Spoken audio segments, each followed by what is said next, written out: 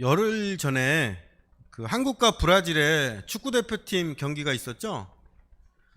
2대1로 앞선 상황에서 2대1로 브라질이 앞선 상황에서 전반전이 끝이 났는데 후반전을 시작하면서 해설자가 2대1 스코어에서 어느 팀이 먼저 한 골을 넣느냐, 이게 아주 중요하다고 말을 했어요. 2대1로 앞서는 브라질이 한 골을 더 넣으면 3대1이 되어서 승부가 급격하게 브라질로 기울 것이고, 지고 있는 한국이 한 골을 더 넣으면 2대2 동점이 돼서 경기가 팽팽하게 될 거라고 했습니다. 해설자의 예상대로 브라질이 한 골을 더 넣었고 3대1이 되어서 그 후로는 일방적으로 경기가 흘러갔고 결국 한국 대표팀이 5대1로 졌죠. 지난주까지 살펴본 욥기 10장까지의 상황을 축구 경기로 말하자면 2대1로 욥이 지고 있는 상황이에요. 욥을 위로하라고 왔던 세 친구 중에서 엘리바스와 빌닷은 욥의 반대편에 섰습니다. 욥 한 명과 친구 두 명이 이렇게 맞서는 상황이 된 거죠. 이때 남은 사람이 세 번째 친구 나아마 사람 소발입니다. 만약에 이 소발이 욥의 편에 서면 2대2 동점이 되는 거고, 소발이 다른 친구들 2명 편에 서면 3대1로 승부가 끝나는 거예요. 친구 2명의 말을 듣고 실망했던 욥에게 이 세 번째 친구 소발은 아주 중요한 사람이었습니다. 욥은 소발에게 많은 기대를 했을 거예요. 소발이라도 내 마음과 말을 이해해주고 내 편이 되어준다면 뭔가 새로운 대화를 할 수 있지 않을까, 내 억울함이 조금은 풀릴 수 있지 않을까, 이렇게 바랐을 겁니다.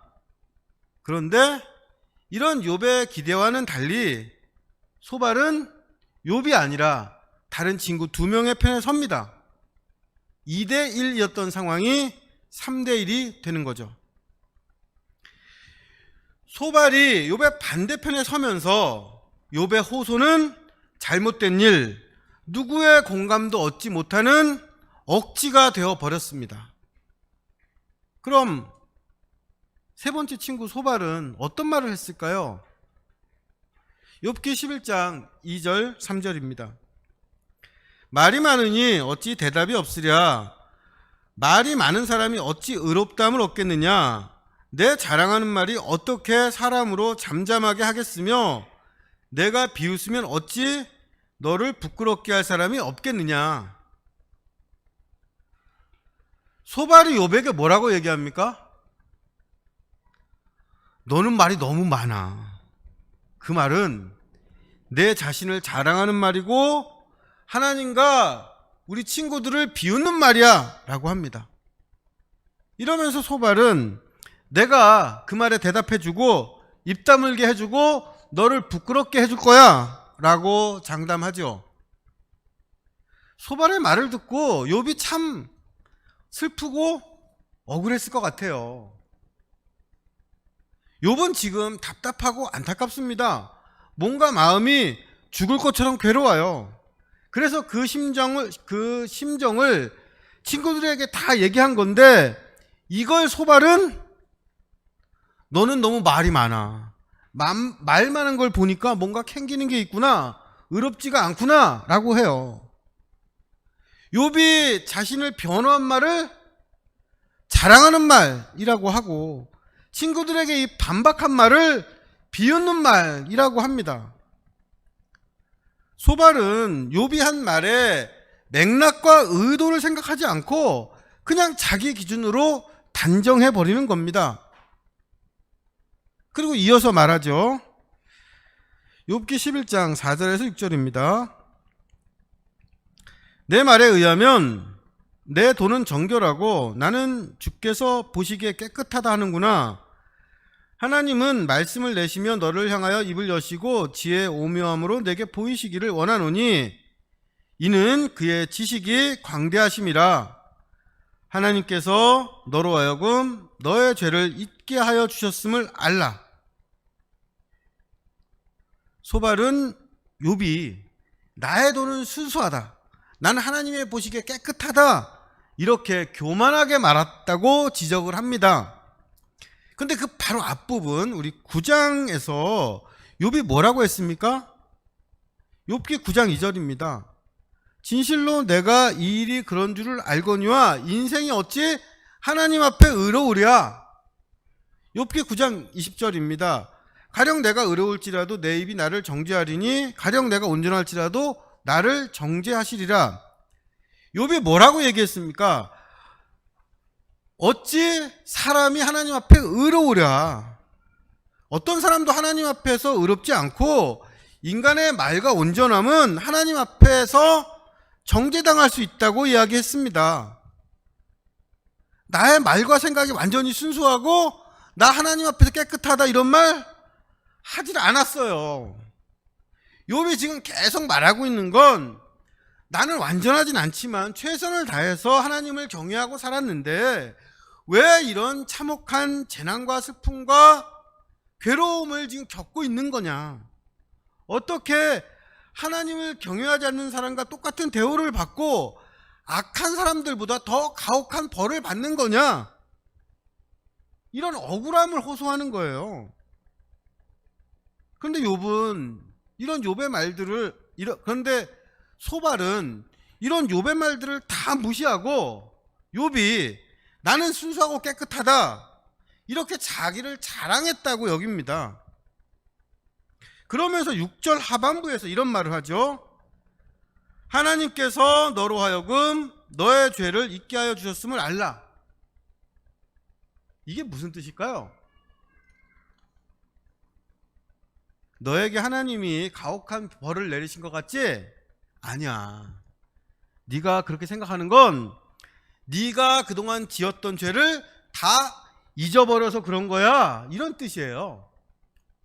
그래서 이 구절을 표준세 번역은 너는 하나님이 내게 내리시는 벌이 내 죄보다 가볍다는 걸 알아야 한다, 이렇게 번역했습니다. 소발이 지금 욥에게 한 말을 알기 쉽게 이렇게 이해하면 이런 거예요. 어떤 사람이 교통사고를 당해서 다리 하나가 부러져서 입원했습니다. 친구가 거기 병문안을 가서 하는 말이 이렇게 네가 사고 당한 건 그동안 네가 발로 죄를 짓고 다녀서 그런 거야. 그래도 하나님이 자비로우시지. 잊어버렸겠지만 네가 두 발로 지은 죄가 아주 많거든. 그 죄대로 하나님이 벌을 내리셨으면 너의 두 다리가 부러졌거나 완전히 불구가 되었을 거야, 이렇게 말하는 상황이에요. 8장에서 빌닷이 이런 얘기를 했죠. 네 자식이 죽은 건 죽을 죄를 지어서 죽은 거야. 빌닷처럼 소발도 욥에게 참 잔인한 말을 합니다. 이렇게 욥의 마음을 다 헤집어 놓고 소발이 이어서 자신의 신앙, 자기가 알고 있는 하나님에 대해서 말하죠. 욥기 11장 7절에서 9절입니다. 내가 하나님의 오묘함을 어찌 능히 측량하며 전능자를 어찌 능히 완전히 알겠느냐. 하늘보다 높으시니 내가 무엇을 하겠으며 스월보다 깊으시니 내가 어찌 알겠느냐. 그의 크심은 땅보다 길고 바다보다 넓으니라. 소발이 하나님에 대해서 말하는데 그 내용이 뭡니까? 인간은 하나님의 오묘함을 측량할 수 없고 하나님을 알 수 없다.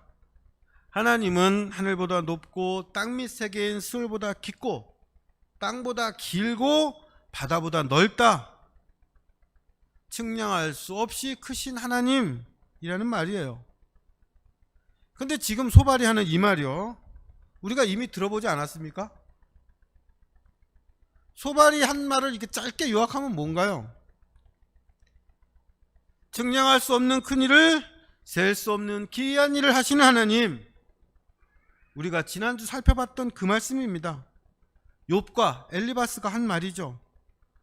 소발은 이 말을 더 화려하게 하지만 측량할 수 없는 그 크신 하나님이 나하고 무슨 상관인가 고민했던 욥의 그 생각은 전혀 대답하지 못하고 있습니다. 그냥 자기가 하고 싶은 말, 주장 반복하고 있는 거예요.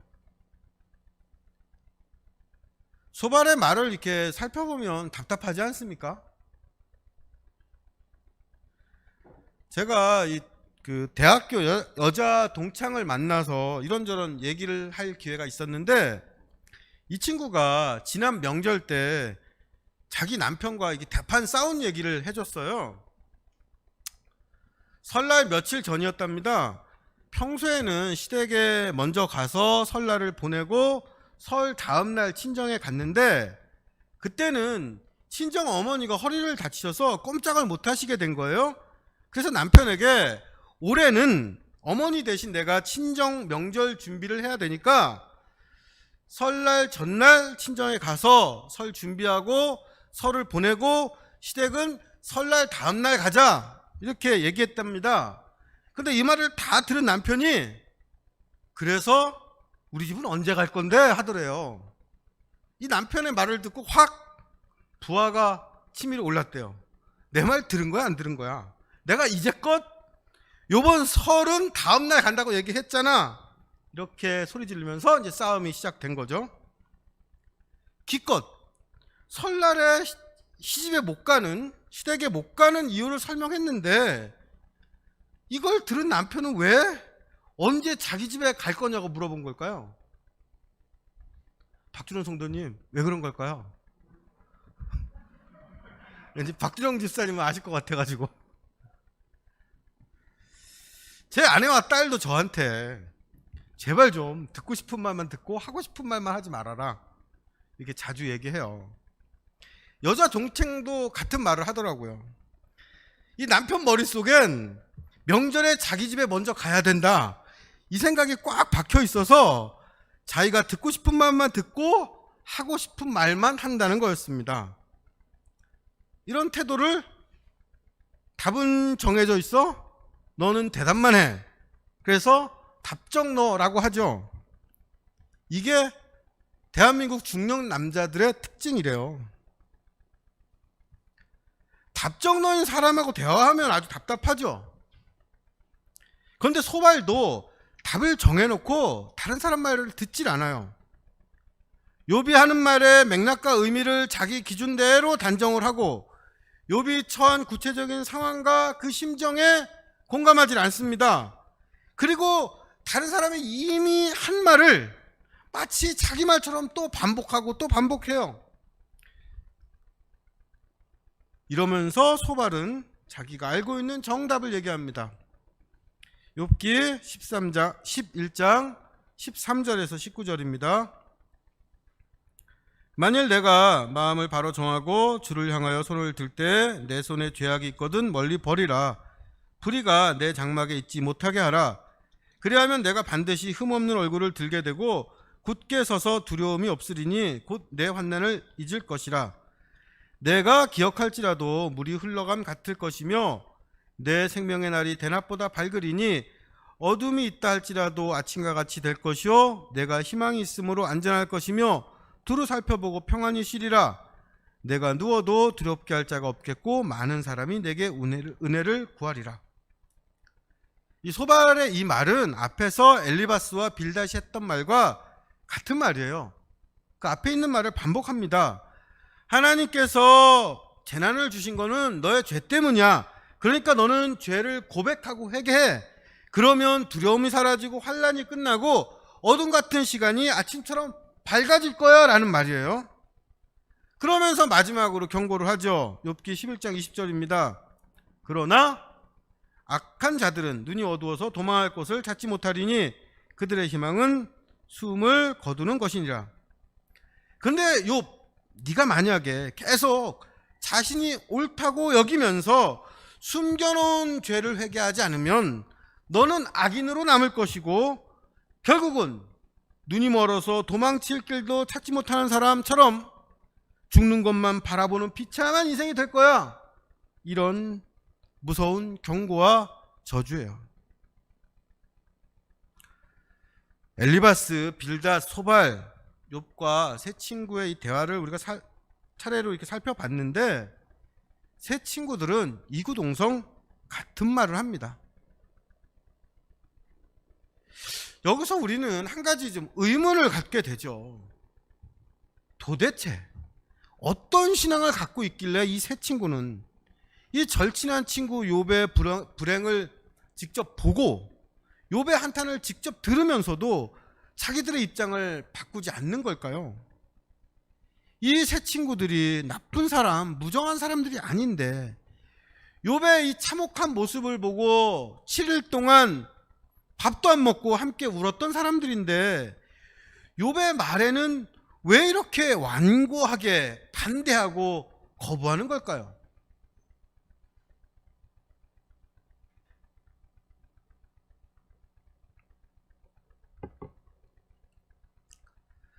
우리는 욥기 1장 2장을 통해서 욥이 온전하고 정직하여 하나님을 경외하며 악에서 떠난 사람이고 이걸 하나님께서도 인정하시고 자랑스러워한다는 걸 압니다. 그리고 욥에게 왜 재난이 닥쳤는지도 알죠.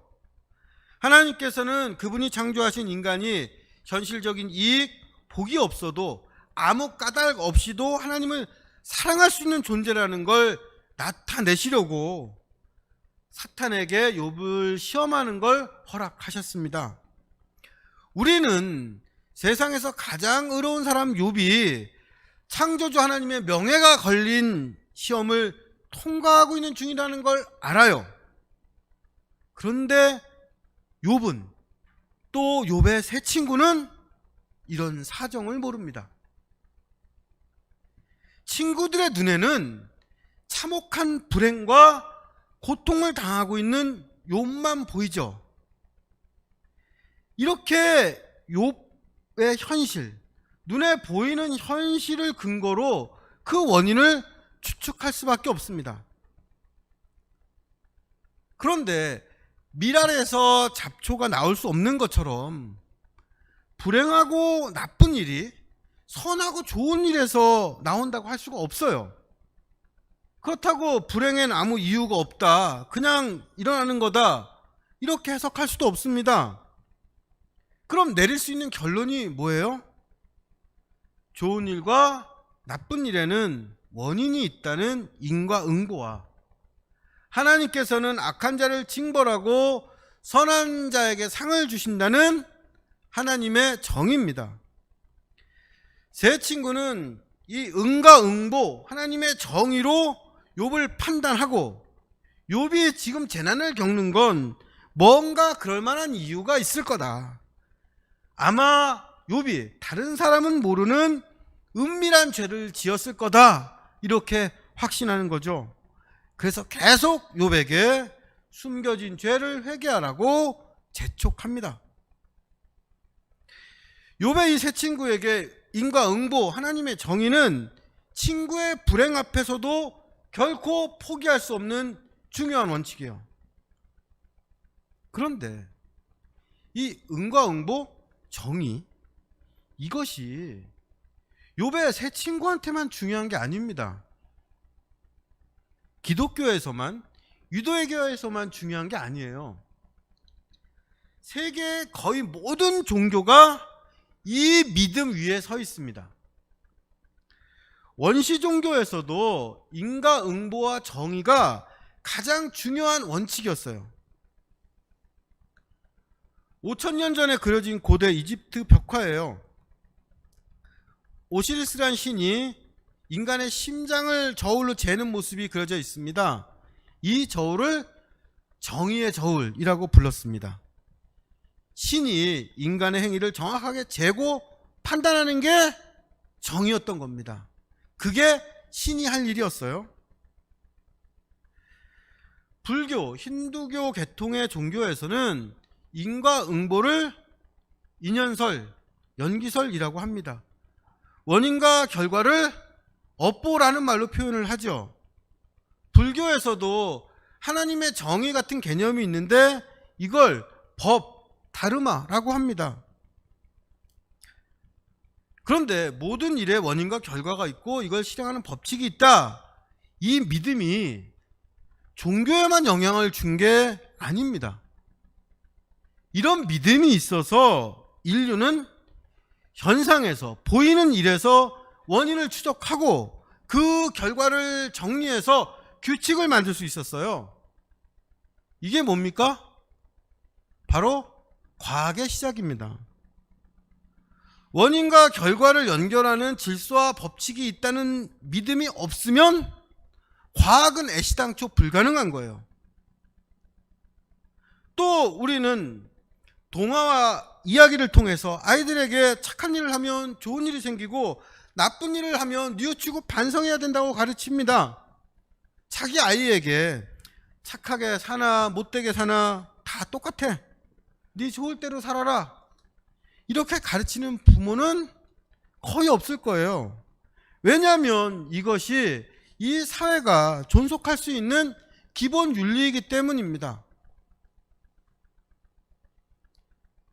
인과응보 하나님의 정의는 욥의 세 친구들에게만 중요한 원칙이 아니라 종교, 과학, 윤리가 서 있는 토대이고 인간이 문명을 이루고 살아가도록 하게 해준 근본적인 지혜예요.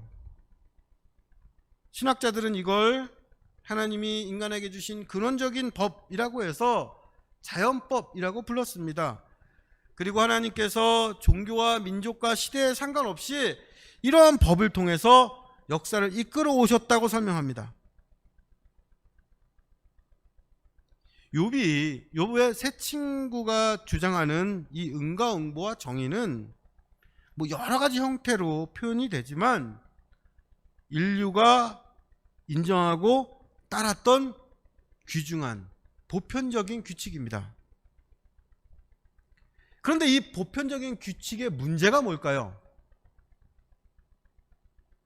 여기에 해당하지 않는 예외적인 상황이 있는 겁니다.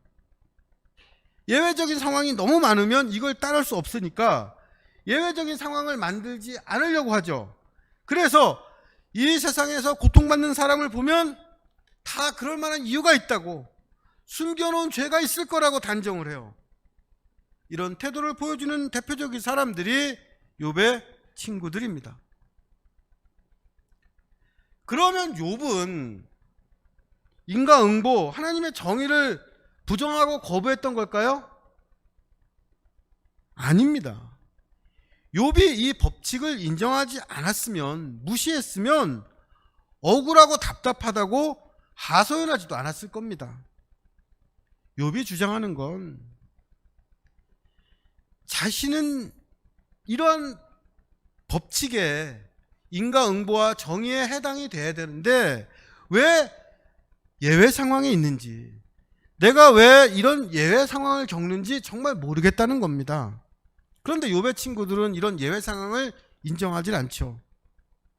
아마도 이 세 친구들은 인과응보와 하나님의 정의를 자꾸 예외 상황으로 인정을 하면 세상의 질서가 무너지고 인간의 양심이 무뎌지고 하나님에 대한 신앙이 사라진다고 믿은 것 같습니다.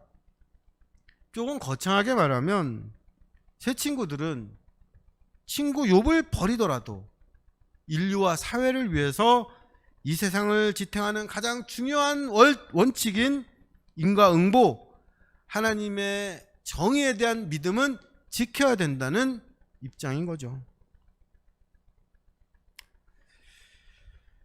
욥의 세 친구들을 통해서 어떤 원칙을 갖고 이 세상과 다른 사람을 판단하는 일은 인간에게 피할 수 없는 일이면서 또 필요한 일이라는 걸 깨닫습니다. 그런데 한편으로는 이것이 다른 사람을 오해하고 괴롭히는 폭력이 될 수도 있는 거죠. 그럼 그리스도인들은 어떻게 이 세상과 사람을 봐야 할까요? 제가 준비한 그림을 좀 보면서 좀 더 생각을 해보죠.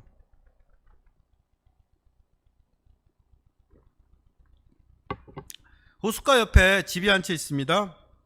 이걸 하나님이라고 해보죠. 하나님은 인간의 눈에 직접 보이지 않습니다. 그분이 만든 피조 세계를 통해서 간접적으로 드러내실 뿐이죠. 이 그림으로 말하면 호수에 비친 그림자에 해당이 됩니다. 인간은 하나님이란 집을 직접 볼 수 없고 호수라는 세상에 비춰진 그림자로 알 수 있습니다. 하지만 호수에 비친 그림자로 집이 실제로 있고 집이 어떤 모양인지 알 수 있는 것처럼 하나님께서는 온 세상의 인간이 하나님이 계시고 또 하나님이 어떤 분인지 알 수 있도록 일정한 법칙과 원리를 통해서 이 세상에 그분을 드러내세요. 그 결과 우리는 하나님에 대한 지식을 갖게 됐고 그 지식을 쌓게 됩니다. 하지만 이 지식은 마치 물 위의 그림자처럼 흐릿하고 흔들리고 불분명해요. 깔끔하지 않습니다. 그래서 인간들은 이 그림을 더 단순하고 분명하게 정리하죠. 자신들이 알고 있는 흔들리는 하나님에 대한 지식을 두 번째 그림의 흑백 그림처럼 분명하고 또렷하게 정리하는 겁니다. 그런데 이 뚜렷한 그림은 일부분이면서 단순하죠. 이 흑백 그림처럼 인간이 가진 하나님에 대한 지식을 단순하고 분명하게 정리한 걸 뭐라고 할까요? 교리라고 합니다. 혹은 전통이라는 말도 쓰죠. 제 친구들의 인과응보와 하나님의 정의가 여기에 해당이 됩니다. 이 흑백 그림에는 실제 집의 모습이 담겨 있어요. 하지만 이건 전체 중에 일부분을 단순화한 겁니다. 그래서 이 그림을 그린 사람이 이건 실제 집의 일부분이고 단순한 그림이야. 실제로 집이 어떻게 생겼는지는 나도 몰라. 직접 가서 보면 알 수 있겠지. 이러면 되는데 자기가 그린 그림이 너무 만족스럽고 자랑스러워요. 그래서 이게 실제 집하고 똑같아. 이걸 보면 진짜 집을 본 거나 다름없어. 이렇게 일부를 전체로 착각하고 거기에 집착해요.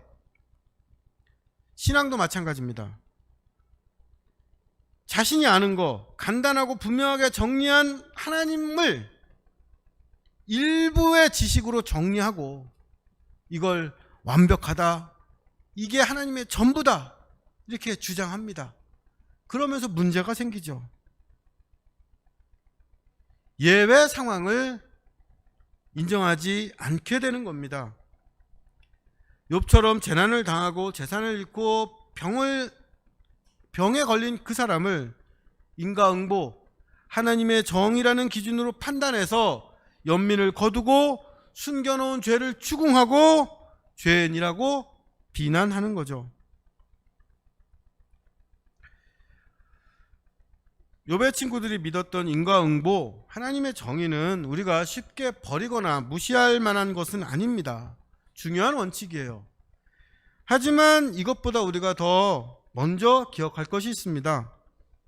성경이 전하는 하나님은 인과응보, 정의로 모두 설명될 수 있는 하나님이 아니라 지난주 우리가 살펴보았던 대로 측량할 수 없는 큰 일을 하시는 하나님, 셀 수 없는 기이한 일을 하시는 하나님입니다. 하나님은 보편적인 법칙과 함께 예외적인 상황도 만드시고 운영하시는 분이라 인간은 하나님의 일을 다 알 수가 없습니다.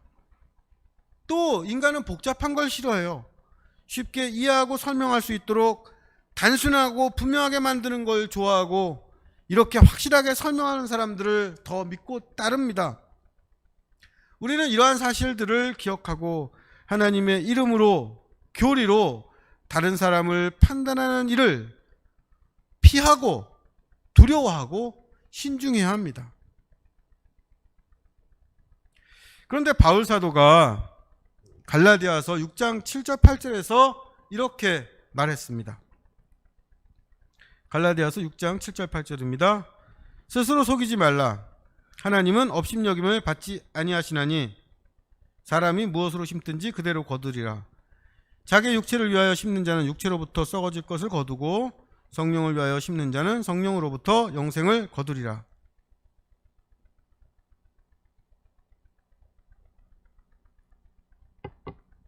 여기서 바울 사도가 어떤 원리를 말합니까?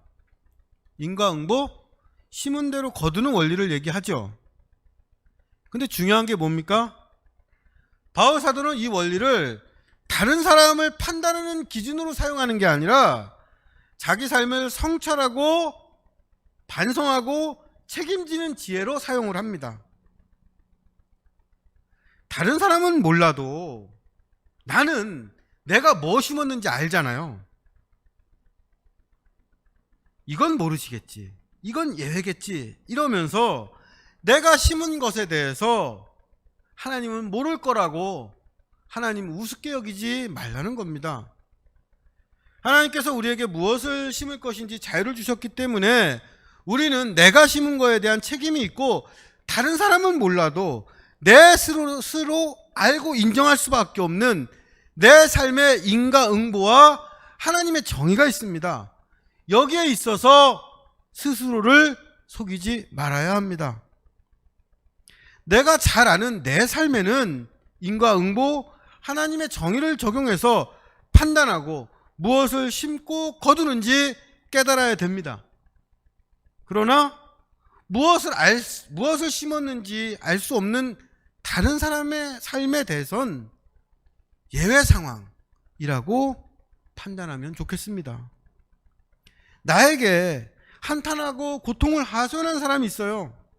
그러면 그 사람이 바로 예외 상황에 있는 욥이라고 생각하고 내 판단의 근거들을 내려놓고 그 사람 말을 듣고 그 사람 편 되어주는 겁니다. 만약에 그 사람이 다른 사람들에게 이렇게 비난을 받고 있다면 최소한 그 사람 비난하는 세 번째 사람은 되지 말자는 거예요. 똑같은 말로 욥을 비난했던 소발은 되지 말자는 겁니다. 우리는 부분적으로 알 수밖에 없다는 큰 원칙 아래 내 자신의 삶은 인과응보, 하나님의 정의를 적용해서 성찰하고 다른 사람의 삶은 예외 상황이라고 판단하면 좋겠습니다. 그런데 성경은 여기에 한 가지 더 중요한 가르침을 전합니다. 하나님의 아들 예수 그리스도가 욥처럼 인과응보, 하나님의 정의로는 다 설명할 수 없는 예외 상황에서 십자가에서 죽음당하셨다는 사실입니다. 십자가에서 죽으신 예수 그리스도로 인해서 죄와 벌이라는 인과응보의 사실이 끊어지고 예수 그리스도의 죽음으로 하나님의 정의가 이루어졌습니다. 바울 사도는 이걸 하나님의 능력이고 하나님의 지혜라고 증언했습니다. 하나님께서 원칙이 아니라 예외 상황을 통해서 우리를 구원하신 겁니다. 그렇기 때문에 그리스도인은 이 세상에서 벌어지는 예외 상황에 대해서 누구보다도 더 민감하게 반응하고 성실하게 응답할 책임이 있습니다. 십자가의 예수 그리스도를 믿는 우리에게 사명이 있는 거죠. 이웃과 세계의 슬픔과 고통과 탄식 속에서 욥과 예수 그리스도를 발견하고 그 눈물과 신음과 한숨 속에서 하나님의 지혜를 구하고 하나님의 능력을 전하는 사명입니다. 우리 주사랑교회와 우리 성도님들이 원칙이 아니라 예외 상황에 있는 한 사람을 통해서 하나님을 더 깊이 깨닫고 가까이 갈 수 있게 되기를 바라고 기도합니다. 오늘 말씀 기억